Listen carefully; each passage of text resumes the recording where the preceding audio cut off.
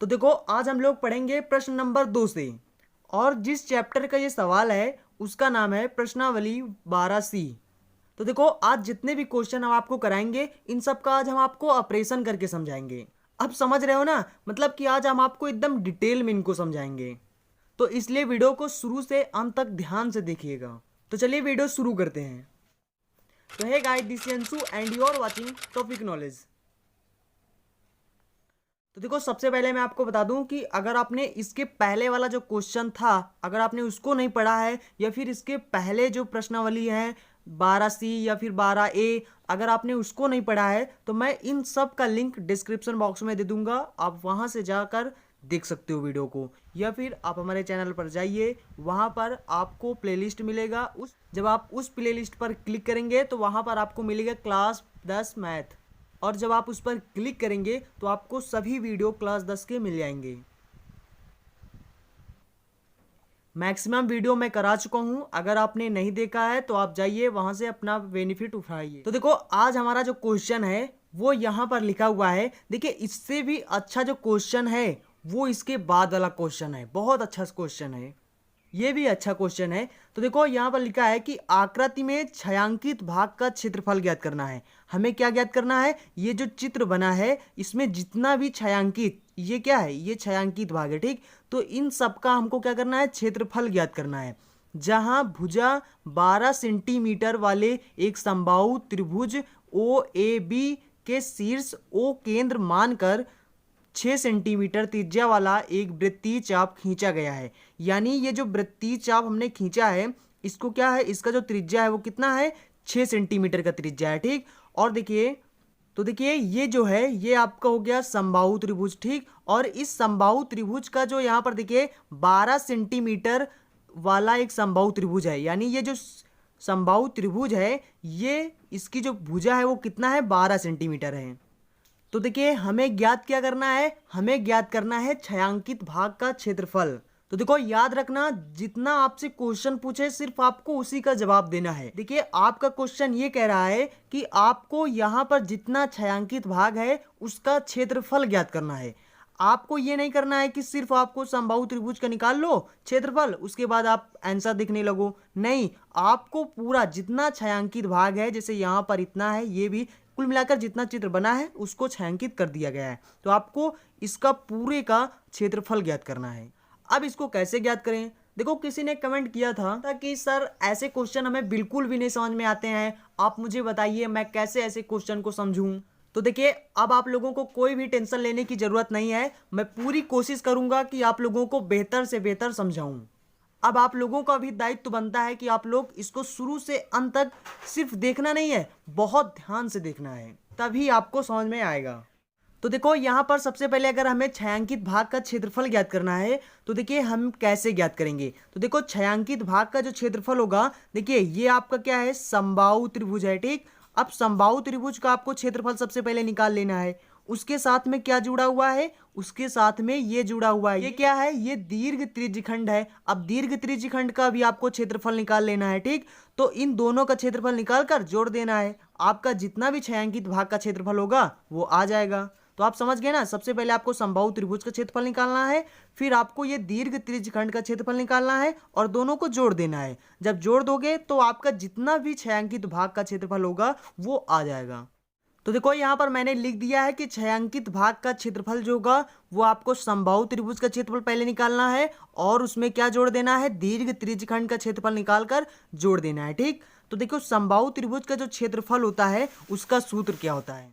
तो देखो समबाहु त्रिभुज का जो क्षेत्रफल होता है वो होता है √3/4 a²। ए क्या है? भुजा, यानी ये जो भुजा होता है इस भुजा का स्क्वायर कर देना है, ठीक।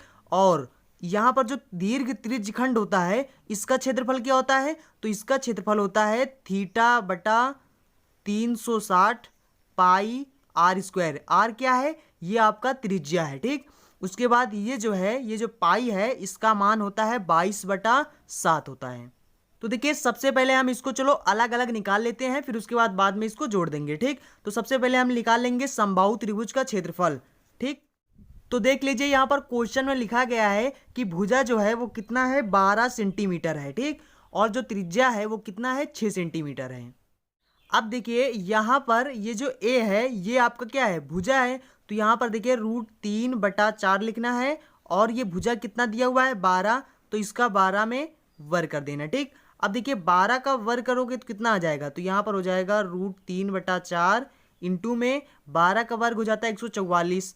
अब इसको काटोगे कितना हो जाएगा, 2 से सबसे पहले काटो तो 2 7 14, 2 दूना 4 और इसको जब काटोगे तो कितना आ जाएगा 36। ठीक, तो यहाँ पर कितना हो जाएगा 36 √3 इतने सेंटीमीटर स्क्वायर हो जाएगा। ठीक, अब देखो ये तो आपका हो गया समबाहु त्रिभुज का क्षेत्रफल। अब आपको निकालना है दीर्घ त्रिज्यखंड का क्षेत्रफल। अब सवाल में थोड़ा ट्विस्ट आएगा। तो देखो यहां पर सबसे पहले समझो, यहां पर देखिए दीर्घ त्रिज्यखंड का जो क्षेत्रफल होता है वो कितना होता है, θ/360 πr²। ठीक, इतना तो होता है। अब आप हमें बताओ कि ये थीटा है वो थीटा कितना होगा। देखो समबाहु त्रिभुज का मतलब क्या होता है, जिसकी तीनों भुजाएं 60-60 अंश का कोण बनाती हूँ। ठीक, तो ये जो समबाहु त्रिभुज है ये कितने अंश का कोण बनाता है, देखिए यहां से ये कितना अंश का कोण बनाता है, ये 60 अंश बनाता है, ये भी 60 अंश का कोण बनाता है और यहां पर जो होता है ये भी 60 अंश का कोण बनाता है। ठीक, तो समबाहु त्रिभुज की तीनों भुजाएं जो होती हैं वो कितने अंश का कोण बनाती हैं, तीनों 60-60 अंश का कोण बनाती हैं। अब आप सोचिए कि थीटा यहां पर कितना होगा, 60 अंश होगा, 60 अंश होगा। मैं तो कहता हूं 60 अंश नहीं होगा। देखो अक्सर लोग इसी में गलती कर जाते हैं। देखो यहां पर 60 अंश नहीं होगा, कैसे, देखो यहां पर ये जो सबसे पहले समझो कि ये जो गोला होता है, मान लिया एक गोला है। ठीक, ये कितने अंश का कोण बनाता है, तो कोई भी गोला हो वो कितने अंश का कोण बनाता है, हमेशा याद रखना 360 अंश का कोण बनाता है। ठीक, अब देखिए अब यहाँ पर ये भी गोला मान लिया 360 अंश का कोण बना रहा है। ठीक, अब यहाँ पर देखो ये जो इसका जो कोण होगा वो 360 तो होगा नहीं, क्यों, क्योंकि अगर यहाँ पर देखिए यहाँ पर ये जो है ये यहाँ से ये यहाँ से जो 60 अंश का कोण है ये यहाँ से निकला हुआ है, ये इसमें इंक्लूड नहीं है। ये जो आपका दीर्घ त्रिज्यखंड है इसमें ये इंक्लूड नहीं है, ये इतना निकला हुआ है, ये तो समबाहु त्रिभुज का पार्ट है। तो यहाँ से ये कितने अंश का कोण निकला है, 60 अंश का कोण निकला है। तो हम क्या करेंगे, इस पूरे में से 360 में से हम 60 अंश निकाल देंगे तो कितना आएगा 300। तो आपका जो थीटा का मान होगा वो कितना आ जाएगा, यहाँ पर आपको 300 रखना है। ठीक, याद रखना अक्सर सभी यहीं पर गलती करते हैं। ठीक, तो अब आपको यहाँ पर देखना है और ऐसी गलती अब नहीं करना है। ठीक, अब देखो अब यहाँ पर क्या हो जाएगा, तो देखो अब यहाँ पर आपको थीटा के स्थान पर कितना रखना है 300, तो यहाँ पर चलो 300 रख देंगे। नीचे कितना लिखा है 360, ये आपका सूत्र होता है। ठीक, तो देखिए दीर्घ त्रिज्यखंड का जो क्षेत्रफल होता है वो हमेशा होता है θ/360 πr²। तो देखो पाई का मतलब 22/7 और इसके बाद जो आर है वो कितना है, आपका जो त्रिज्या है वो कितना है 6 है, तो 6 को 2 बार लिख दीजिए क्योंकि स्क्वायर यहाँ पर लगाया हुआ है। ठीक, अब इसको काटिए, ये 0 से ये 0 कट जाएगा और 5 से काटिए तो 5 से नहीं कटेगा। तो देखो इसको 2 से काटिए, तो 2 से काटेंगे तो कितना हो जाएगा, ये 15 हो जाएगा और ये कितना हो जाएगा 18 हो जाएगा। उसके बाद देखिए 3 से काटिए, देखो 3 5 15 हो जाएगा, 3 6 18 हो जाएगा और ये 6 से ये 6 कट जाएगा। ठीक, उसके बाद क्या कटेगा, चलिए उसके बाद गुणा कर लेते हैं। ठीक, तो यहाँ पर क्या हो जाएगा, देखिए ये 5 और ये यहाँ पर 6, तो यानी देखिए 6 30 और 30 को यहाँ पर गुणा करो कितना हो जाएगा, देखिए 22 × 30 बटा नीचे कितना बचा है, नीचे आपका है 7, तो यहाँ पर कितना हो जाएगा 660/7। ये आपका दीर्घ त्रिज्यखंड का क्षेत्रफल हो गया। ठीक, अब देखिए छायांकित भाग का क्षेत्रफल क्या हो जाएगा। ठीक, तो छायांकित भाग का क्षेत्रफल हो जाएगा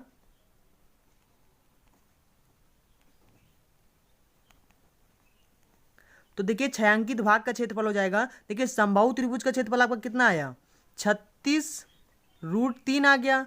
उसके बाद ये यहाँ पर देखिए कितना आ गया, ये आ गया 660/7, ये आपका आंसर हो जाएगा। ठीक, इतने सेंटीमीटर स्क्वायर। तो इस तरीके से आपको छायांकित भाग का क्षेत्रफल निकालना था।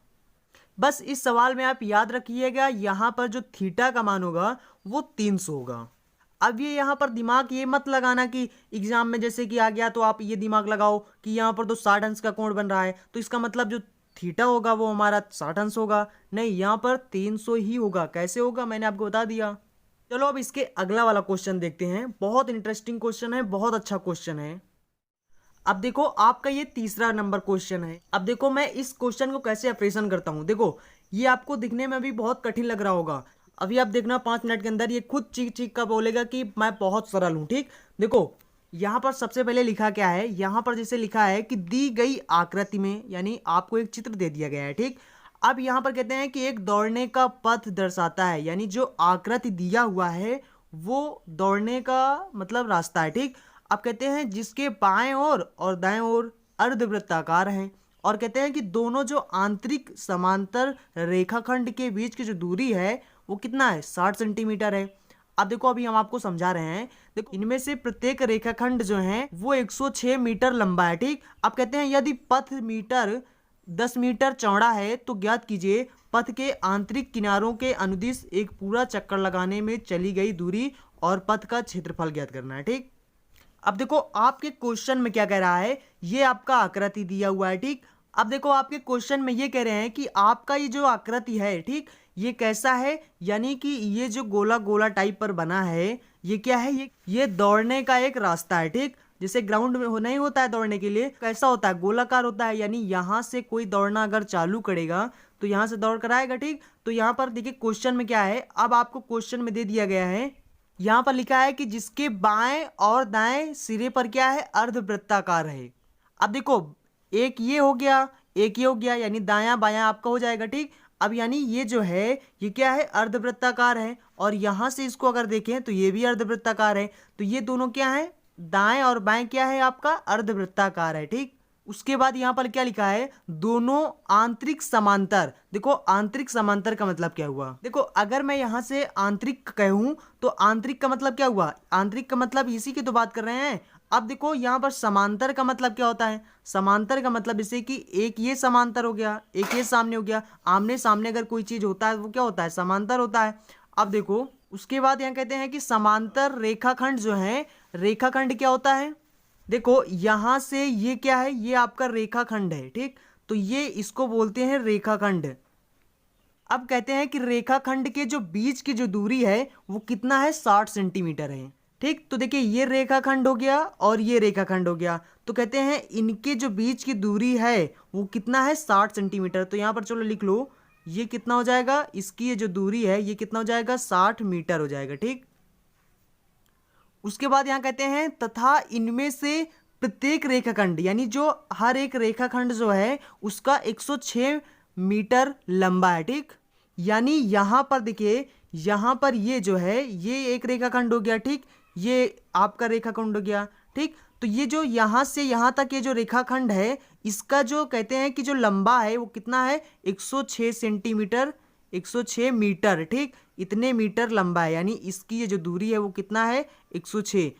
अब ये रेखाखंड हो गया तो ये भी एक रेखाखंड है, तो कहते हैं प्रत्येक, प्रत्येक के मतलब हर एक रेखाखंड की जो लंबाई है वो कितना है, 106 मीटर है, तो इसकी भी उतना ही होगा, कितना होगा ये भी 106 मीटर ही है। ठीक, अब कहते हैं यदि पथ जो है, पथ मतलब जो रास्ता है वो कितना है, अगर वो 10 मीटर चौड़ा है तो। अच्छा अब यहाँ पर आप बताइए कि पथ क्या है, तो पथ मतलब रास्ता, जो दौड़ने का रास्ता है, तो यही तो आपका रास्ता है। तो कहते हैं ये जो रास्ता है वो कितना है, इसकी जो चौड़ाई है वो कितना है, 10 मीटर है, 10 मीटर है। तो देखिए इतना आपके क्वेश्चन में दिया हुआ है। अब आपसे क्वेश्चन पूछ रहे हैं कि अगर इतना है तो आप बताइए पथ के आंतरिक किनारों के अनुदिश एक पूरा चक्कर लगाने में चली गई दूरी, यानी यहाँ पर ये जो है ये रास्ता आपका है, मान लिया यहाँ से कोई दौड़ना चालू करता है। ठीक, और कहते हैं कि अगर वो यहाँ से दौड़कर ऐसे ऐसे ऐसे ऐसे अगर यहाँ से आ जाता है फिर यहाँ पर, तो आपको अब बताना है कि वो अगर यहाँ पर इतना दूरी उसने दौड़ा तो बताइए इसकी दूरी कितना हुआ, यानी यहाँ से अगर ये दौड़कर यहाँ पर आ जाता है तो इसकी कितनी दूरी है, तो पूरा दूरी आपको पहले बताना है। ठीक, दूसरे क्वेश्चन में आपको ये कह रहा है कि पथ का क्षेत्रफल ज्ञात करना है, यानी ये जो रास्ता है ना, इतना ये जो पूरा रास्ता है इसका आपको क्षेत्रफल ज्ञात करना है। ठीक, तो देखो फिर से मैं आपको क्वेश्चन में समझा दूं कि देखो यहां पर ये जो आंतरिक समांतर का मतलब क्या हुआ, आंतरिक का मतलब ये अंदर वाले की बात कर रहे हैं, और समांतर का मतलब हुआ कि ये जो सामने कोई चीज आमने सामने होती है वो समांतर होता है। तो कहते हैं कि ये जो आंतरिक समांतर रेखाखंड है, रेखाखंड ये आपका हो गया। अब कहते हैं कि इनके जो बीच की दूरी है, यानी आपका क्वेश्चन क्या कह रहा है कि इनके बीच की जो दूरी है वो कितना है, 60 मीटर है। उसके बाद कहते हैं कि जो प्रत्येक रेखाखंड है, प्रत्येक का मतलब होता है हर एक रेखाखंड, यहाँ पर जो है ये रेखाखंड होता है, ठीक। अब कहते हैं उसकी जो लंबाई है वो कितना है, 106 मीटर है, तो 106 मीटर हो गया।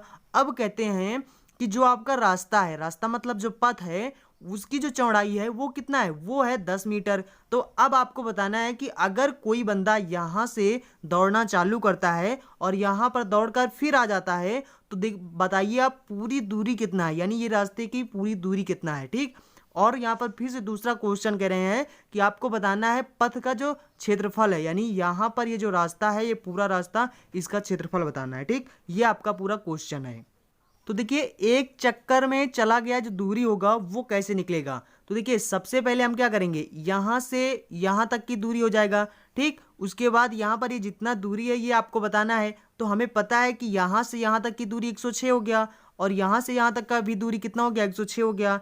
अब यहाँ पर ये जो है, ये यहाँ से ये कितना है, ये आपका एक अलग अर्धवृत्त हो गया, ये आपका एक अलग अर्धवृत्त हो गया। तो देखिए यहाँ से यहाँ तक की दूरी 106, और यहाँ से यहाँ तक की दूरी 106, और यहाँ पर ये जो अर्धवृत्त है इसकी भी दूरी हम निकाल लेंगे और सबको एक साथ जोड़ देंगे, वो आ जाएगा, पूरा दूरी आ जाएगा।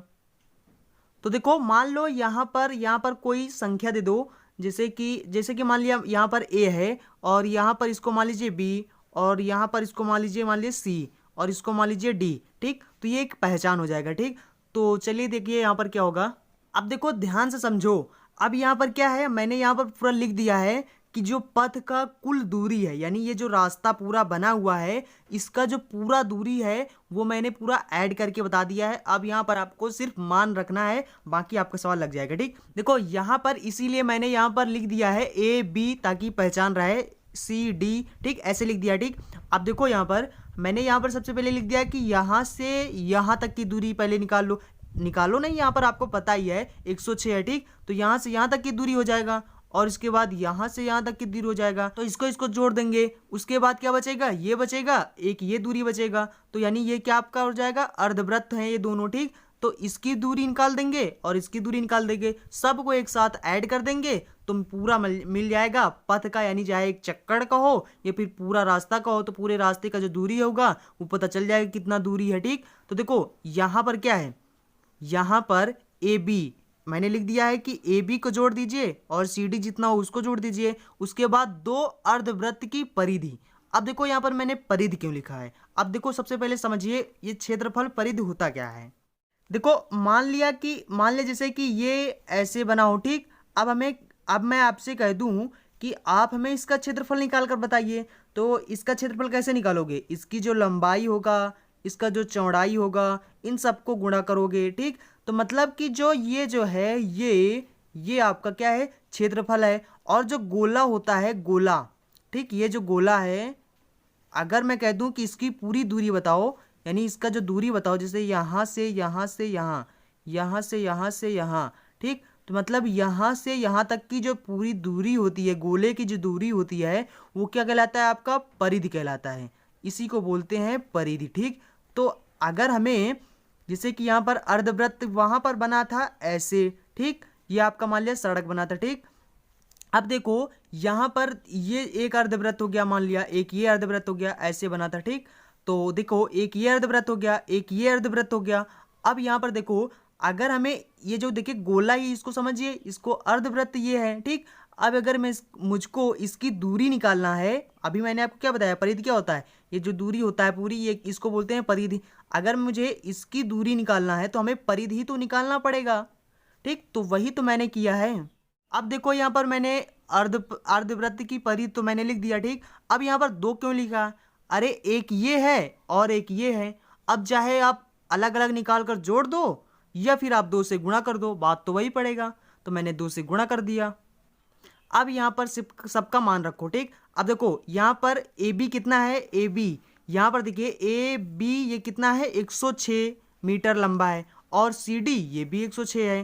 तो यहाँ पर लिखो 106 प्लस में 106 और प्लस में 2 गुणे अर्धवृत्त की जो परिधि होती है आपको पता होना चाहिए। तो देखिए यानी वृत्त का जो परिधि होता है वो क्या होता है, 2 पाई r होता है।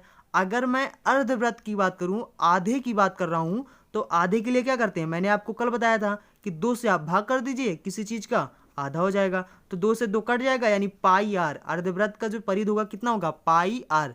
तो यहाँ पर हम लिख देंगे पाई और आर। अब देखो, अब यहाँ पर ध्यान देना है, बहुत बहुत बहुत ध्यान देना है। देखो कैसे ध्यान रखो। अब यहाँ पर आपने त्रिज्या देख लिया, अब आपको त्रिज्या निकालना पड़ेगा। कैसे निकालोगे त्रिज्या, देखिए ये मान लिया कि, देखिए मान लिया ये आपका अर्धवृत्त है, ठीक, पूरा वृत्त नहीं है, अर्धवृत्त है। अब देखिए इसका त्रिज्या क्या होगा, यहाँ से यहाँ तक की जो दूरी होगा वो क्या होगा, आपका त्रिज्या हो जाएगा। और यहाँ पर कैसे बना हुआ, ये पूरा है, ठीक। तो यहाँ पर इसको मैं ऐसे कर दूँ, देखिए ये भी आपका त्रिज्या हो जाएगा। तो ये त्रिज्या, एक ये त्रिज्या, अगर ये पूरा है तो मैं इसको कर दूंगा आधा। जब आधा कर दूंगा तो मुझे त्रिज्या मिल जाएगा। तो 60 का आधा कितना हो जाएगा, ये यहाँ से क्या हो जाएगा, आपका त्रिज्या हो जाएगा ये। तो 60 का आधा कर दो, त्रिज्या आपका मिल जाएगा। तो 60 का आधा कितना हो जाएगा, 30। तो 30 आपका क्या हो जाएगा, त्रिज्या हो जाएगा। तो ये हो जाएगा 106 प्लस में 106 और प्लस में 2 गुणे पाई का मतलब 22/7 और आर का मतलब क्या होगा, आर का मतलब हो जाएगा 30। अब इसको गुणा करके जोड़िए, आप देखो यहाँ पर 6 6 12 हो जाएगा, 1 1 2 हो जाएगा, ठीक। और यहाँ पर कितना हो जाएगा, यहाँ पर 66 हो जाएगा। और 66 को 2 से फिर गुणा करो तो देखिए कितना हो जाएगा, 66 को 6 दूनी 12 और 12 1 13, ठीक। तो हो जाएगा 3220, 1320, ठीक, बटा में 7 हो जाएगा, ठीक। अब आप इसको गुणा भाग कर लीजिए। अब देखो आप इसको गुणा भाग कर लीजिएगा, इसको तिर्यक गुणा कर लीजिएगा तो आपका हर बराबर हो जाएगा, ठीक। तो जब आप इसको ऐसे गुणा करना तो कितना हो जाएगा, तो देखो ये कितना हो जाएगा, ये हो जाएगा 1484 और इसमें 1320 जोड़ देना और बटा में 7 कितना हो जाएगा, ये हो जाएगा लगभग 2804/7। ये आपका आंसर हो जाएगा, ठीक। तो ये आपका पहला आंसर हो जाएगा। अब आपको निकालना क्या है, आपका क्षेत्रफल भी निकालना है। मैंने आपको क्या बताया, क्षेत्रफल निकालने के लिए आपको लंबाई भी देखना होगा और चौड़ाई भी देखना होगा। तो अब आपको बताना है कि देखिए आपने दूरी तो निकाल लिया पहले पूरे रास्ते का, अब आपको निकालना है इसी रास्ते का, यानी इसी पथ का आपको क्षेत्रफल निकालना है। अब देखो क्षेत्रफल निकालने के लिए आप इसी में समझ लीजिए, देखिए कैसे निकलेगा। देखो क्षेत्रफल निकालने के लिए हम सबसे पहले क्या करेंगे, सबसे पहले देखिए यहाँ पर ये जो है हमें सिर्फ इतना और इतना, ये जो बीच वाला रास्ता है इसका क्षेत्रफल निकालना है। हम क्या करेंगे, हम सबसे पहले ये जो हमें दिखा रहा है, ये जो अर्धवृत्त दिख रहा है, इसका सबसे पहले हम क्या करेंगे, इसका सबसे पहले हम क्षेत्रफल निकाल लेंगे। और इसके बाद इसका क्षेत्रफल, यहाँ पर देखिए 2 वृत्त आपके अर्धवृत्त दिख रहे हैं, एक ये बड़ा वाला अर्धवृत्त है, ठीक, और ये आपका अंदर वाला अर्धवृत्त है, ठीक। तो इन दोनों का अगर मैं सबसे पहले इसका क्षेत्रफल निकाल लूँ, फिर उसके बाद अंदर वाले का क्षेत्रफल निकाल लूँ, अगर मैं बड़े वाले से यानी बाहर वाले से अगर मैं घटा दूँ अंदर वाले को तो क्या बन जाएगा, इसका ही तो क्षेत्रफल बचेगा। तो देखिए अगर मैं इसमें से इसको घटा दूँ, इतना अगर मैं घटा दूँ बाहर वाले से तो यही तो बचेगा सिर्फ अंदर। तो पथ का रास्ता निकालने के लिए हम सबसे पहले क्या करेंगे, सबसे पहले हम बाहर वाले जो हमारा जो ये अर्धवृत्त है इसका क्षेत्रफल निकालेंगे, फिर उसके बाद अंदर वाला जो इसका अर्धवृत्त है इसका क्षेत्रफल निकालेंगे और दोनों से इसको घटा देंगे ताकि ये जो बीच वाला है ये हमें प्राप्त हो जाए। अब देखो यहाँ पर मैंने लिख दिया है, आप इसको समझ जाइएगा। यहाँ पर मैंने लिख दिया है कि पथ का जो क्षेत्रफल होगा वो क्या हो जाएगा, वो हो जाएगा आपका बाहर का क्षेत्रफल माइनस अंदर का क्षेत्रफल। तो देखो बाहर के क्षेत्रफल में आपको क्या करना है, देखिए अर्धवृत्त है तो इनका जो क्षेत्रफल होगा वो क्या हो जाएगा, देखो इसका जो क्षेत्रफल होता है वो क्या होता है, पाई आर स्क्वायर, और इसका भी हो जाएगा पाई आर स्क्वायर, ठीक। एक को R1 मान लीजिए, एक को R2 मान लीजिए, ठीक। अब देखो यहाँ पर दोनों में पाई पाई कामा है, ले लीजिए, ठीक। अब देखो R1 देखो कितना हो जाएगा। अब देखो यहाँ पर ध्यान देना, ये जो बड़ा वाला जो आपका है, ये वाला जो वृत्त है, इसमें देखिए त्रिज्या क्या होगा, इसमें त्रिज्या कैसे निकलेगा। देखो यहाँ ये जो देखिए पूरा कितना है 60 है, और इसका जब त्रिज्या निकालोगे अंदर वाले की जो त्रिज्या निकालोगे तो यानी R2 आपको कितना मिल जाएगा, 30 मिल जाएगा, ठीक। अब देखो बाहर वाला कैसे निकलेगा, अब देखो इसी में कि ये अंदर वाला जो आपका वृत्त है इसका भी केंद्र यही होगा और इसका भी केंद्र यही होगा, तो यानी यहाँ से यहाँ इसकी दूरी यानी इस वाले वृत्त का हो जाएगा, ठीक, त्रिज्या, और इसकी त्रिज्या इतना हो जाएगा। तो देखिए इसमें 10 और ऐड कर दीजिए, यानी 30 में 10 और ऐड कर दीजिए तो बाहर वाले को मिल जाएगा, तो वो हो जाएगा 40। तो यहाँ पर देखिए यहाँ पर कितना हो जाएगा 40 का स्क्वायर, ठीक। उसके बाद माइनस यहाँ पर देखिए पाई मैंने कॉमन ले लिया तो पाई इसमें से चला गया, इसमें चला गया, आर स्क्वायर बचा। अब यहाँ पर 30 का स्क्वायर कर देंगे, ठीक। अब देखो यहाँ पर क्या हो जाएगा, यहाँ पर हो जाएगा 4 चौक 1600 और माइनस 3 त्रिक 900, ठीक। अब इसमें घटा दीजिए कितना हो जाएगा, तो यहाँ पर देखिए कितना हो जाएगा 700। अब देखो यहाँ पर, अब देखिए यहाँ पर 22 का मान रखोगे, पाई का मान रखोगे तो 22/7 और यहाँ पर हो जाएगा, इसको इससे काटेंगे तो 1 हो जाएगा, तो ये आ जाएगा कुल मिलाकर 2200, ठीक। अब देखो यहाँ पर आप कंफ्यूज मत होइएगा। अब यहाँ पर मतलब कि यहाँ पर मैंने क्या बताया, ये सब क्या है, ये अर्धवृत्त है, ठीक। अर्धवृत्त है और पूरे वृत्त का जो क्षेत्रफल होता है वो कितना होता है, पाई आर स्क्वायर होता है। यानी अर्धवृत्त क्या होता है, 1/2 पाई आर स्क्वायर होता है, ठीक। तो मैंने यहाँ पर पूरा वृत्त का जो क्षेत्रफल है वो क्यों लिखा, ठीक। तो इसका रीजन जानते हो क्या है, देखो ये हो गया एक अर्धवृत्त का क्षेत्रफल, ठीक। इसी तरह से जिस तरह से ये कंडीशन है, इसी तरह कंडीशन इधर भी तो होगा, ऐसे होगा। तो इसका क्षेत्रफल यानी यहां से इतना पूरा क्षेत्रफल आपने तो निकाल लिया है। तो देखो जितना क्षेत्रफल इतना होगा, इधर भी जितना होगा आपका अर्धवृत्त, उसका भी क्षेत्रफल उतना ही होगा, ठीक। तो जब दोनों को ऐड करेंगे तो क्या करेंगे, चाहे ऐड करो चाहे 2 से गुणा कर दो। अगर मैं 2 से गुणा कर दूंगा तो 2 से 2 कट जाएगा, यानी पाई आर स्क्वायर यही तो बचेगा। तो मैंने डायरेक्ट यहां पर कर दिया है, यानी ये दोनों अर्धवृत्तों के लिए, ठीक। दोनों अर्धवृत्तों का क्षेत्रफल है, ठीक। तो अब यहां पर देखिए, अब मैंने यहां से देखिए इतना जो क्षेत्रफल है, यानी ये जो अर्धवृत्त है और इधर वाला जो अर्धवृत्त है, इसका तो क्षेत्रफल मैंने निकाल लिया, यानी इधर वाला निकाल लिया, इधर वाला निकाल लिया। अब हमें किसका क्षेत्रफल, पूरा क्षेत्रफल निकालने के लिए हमें इतना क्षेत्रफल बचा है, यानी इतना, ठीक। तो इतना क्षेत्रफल ये दोनों बचे हैं, तो चलो इनका क्षेत्रफल भी निकाल लेते हैं। देखो जितना इसका क्षेत्रफल होगा उतना इसका क्षेत्रफल होगा, क्योंकि हमें पूरा निकालना है इसलिए हम पूरे को ऐड करेंगे। तो जितना इसका होगा उतना यही होगा, तो हम एक बार इसको निकालेंगे एक बार इसको निकालेंगे, तो अगर जोड़ देंगे तो भी उतना होगा। ऐसा करेंगे हम, इसमें 2 से गुणा, यानी इतना निकाल कर 2 से गुणा कर देंगे, तो यानी इसका हो जाएगा और इसका हो जाएगा। तो देखो इसका क्षेत्रफल क्या हो जाएगा, इसका क्षेत्रफल इसकी जो लंबाई पूरा होगा और इसका जो चौड़ाई होगा, देखिए पूरा लंबाई और चौड़ाई दोनों को गुणा कर दो, क्षेत्रफल आ जाएगा। तो देखो यहाँ पर मैंने लिख दिया है दोनों वृत्त के अतिरिक्त क्षेत्रफल। तो इसके अतिरिक्त क्षेत्रफल क्या होगा, अब यहाँ पर देखिए हमें लंबाई पता होना चाहिए, चौड़ाई पता होना चाहिए, ठीक।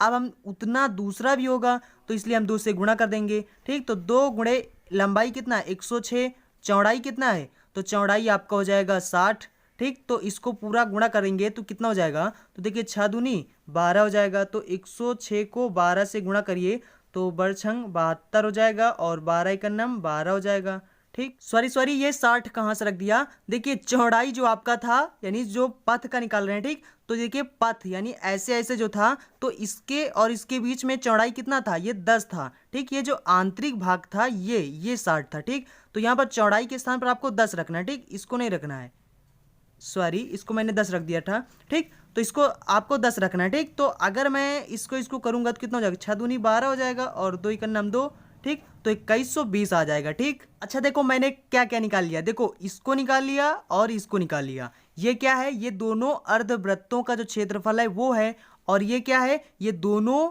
यानी वृत्त के जो अतिरिक्त क्षेत्रफल है वो है। क्या है, देखिए हमें पूरे का क्षेत्रफल यानी इस पूरे का क्षेत्रफल निकालने के लिए हमें इसका क्षेत्रफल हमने निकाल लिया, ठीक। इतना और इतना, ये दोनों आपके अर्धवृत्त हो गए हैं, ठीक। तो देखिए इसका भी निकाल लिया, इसका भी निकाल लिया, इसका भी क्षेत्रफल इसका भी क्षेत्रफल निकाल लिया। अब हम क्या करेंगे, सबको जितना निकाला उसको सबको ऐड कर देंगे, तो पथ का जो रास्ता होगा यानी पूरे का जो क्षेत्रफल होगा वो बड़ी आसानी से अब निकल आएगा, ठीक। अब देखिए यहाँ पर मैंने लिख दिया कुल पथ का जो क्षेत्रफल है, ठीक। अब देखो कितना है, दोनों अर्धवृत्त जो थे वो 22 हो गया और ये कितना हो गया 2120 हो गया। अब देखिए इसको जोड़ दीजिए, बस आपका आंसर आ गया। ये हो जाएगा 0, ये हो जाएगा 2 और ये हो जाएगा 3, ये हो जाएगा 4, ठीक। तो ये आपका आंसर हो जाएगा इतने मीटर स्क्वायर। तो ये देखिए मीटर में था, तो देखो ये क्वेश्चन आप ऐसे समझकर लगा सकते हो, ठीक। अगर आप रटो, देखिए रटना नहीं है, आपको समझना है। अगर आप समझ जाएंगे तो आपको हमेशा याद रहेगा, लेकिन अगर आप किसी क्वेश्चन को रटने की कोशिश करेंगे तो आप कभी भी उसको रट नहीं पाएंगे, क्योंकि अगर उसको आप मान लिया आज आपने तो उसको रट लिया है, कल आप उसको पक्का भूल जाएंगे।